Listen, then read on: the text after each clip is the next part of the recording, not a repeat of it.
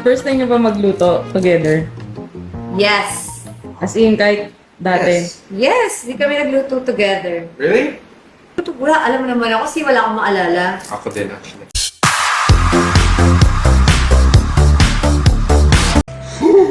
Ano ba?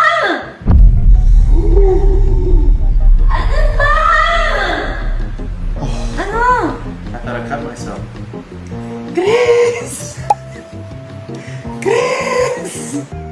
No? Me?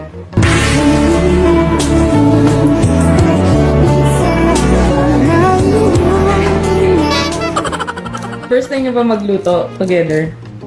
Yes. As in, kahit dati. Yes, di kami nagluto together. Really? Wala, alam mo naman ako kasi wala akong maalala. Ako din, actually. Wala! Wala ba? Wala. Wala talaga. So, first time namin magluto together, ano nafe-feel mo? Baka mo kinikilig ka. Ako? Kilig me? Oh. You guys think I'm kilig? Trip. Tapos kulang mo siyang shot dun. Pagkataligid niyo. Ganon! Ganon ah. Me? No? Me? Guys, don't get me. Ay, ganon yung kilig niya, no? Pa-cute! Ano ba? Ano ba? Ano? I thought I cut myself. Chris! Yung ganyan ako kahit masugatan kasi sigawan ko pa. Ano ba? Pakita. Hello mga malas! Welcome to my cooking channel. Wow, cooking channel bigla. Ayan, for today's vlog, magluluto po tayo ng tinola with Mr. B. Hey, hey!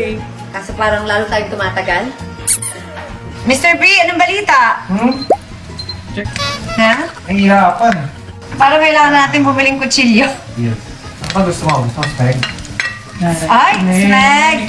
Tama-tama, smeg yung ano ko naman. Yung I have my smeg oven, smeg induction. Ano? I have smeg ref, I have smeg oven. Pero yung kutsilyo ko. Parang napondo kasi ako sa ano, mga ganyan. Kaya yung mga gamit, wala na. Dami ata. Ito yung madami.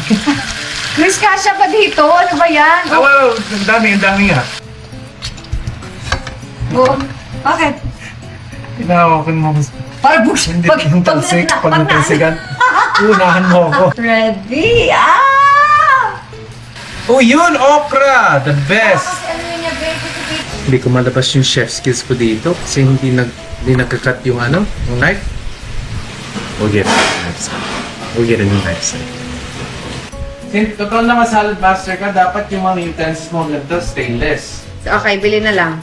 Ayon sa ganito, magkuya Kim ka. Di ba, Nabe? Alam niyo ba? Na ito ay di healthy. Chu-chu-chu-chu-chu. Kaya. Hindi kayo dapat gumagamit ng Katie ng ganito. Gamitin mo yung skills mo. Don't you know it disrupts the endocrine system? Oh, magpauso ka na ganun ka. Kuya first. Di ba? Kasi kuya. Oo nga, gawin mo Kuya Chris ka naman. Oo nga. I get it. So, gawin mo sa vlog mo. Naintindihan ko na bakit ganun kasi the microplastics disrupt your endocrine system and your endocrine system messes with your hormones which causes mood swings. I get it. So, alam niyo na mga my loves ha, si Mr. B ay si Kuya Kim. Ano siya? Another Kuya Kim siya. Yan ang papauso natin ngayon. Yan. Wala akong maisip. Wait till the water. Lagyan mo ng patis yung manok. Para magkano? Marinade? Oo.